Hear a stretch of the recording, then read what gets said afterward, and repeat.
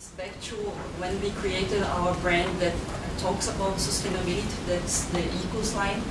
And it really began by connecting people, because we went to the Amazon region and tried to understand what people there were doing, were using their resources, so the fruits and everything that they would use, and for what they were using. So we were connecting to them to understand what's the knowledge there, to learn from them.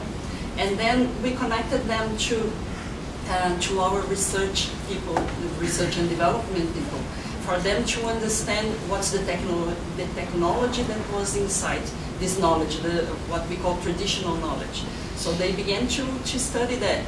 And then afterwards, if we want to have a sustainable chain, we should try to understand where in their local lives these plants were. So we had to connect to local people to try to understand where they had those plants. And this is a very challenging thing, because they don't have GPS.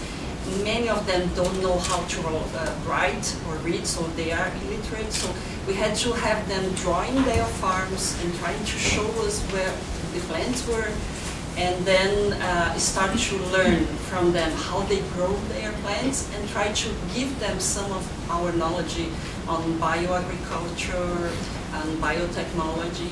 So it was really connecting knowledge through people, and then we had all the inspiration, the marketing people come in and have the inspiration of how to explain what we were doing, because it's really a new business model based on knowledge of the people. So this was the beginning of what we do now. We do that not only for this line, but for many other lines that we have. But it's something that makes us very proud.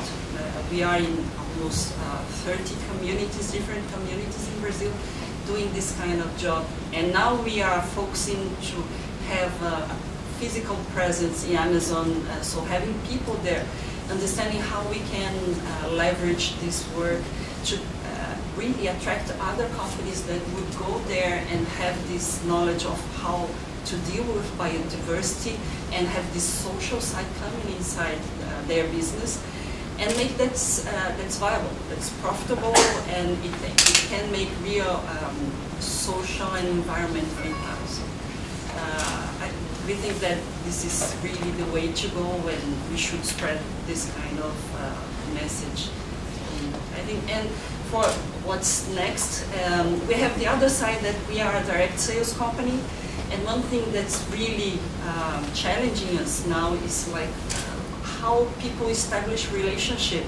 Like direct sales is about relationships, so how we maintain the quality of those relationships in a digital world.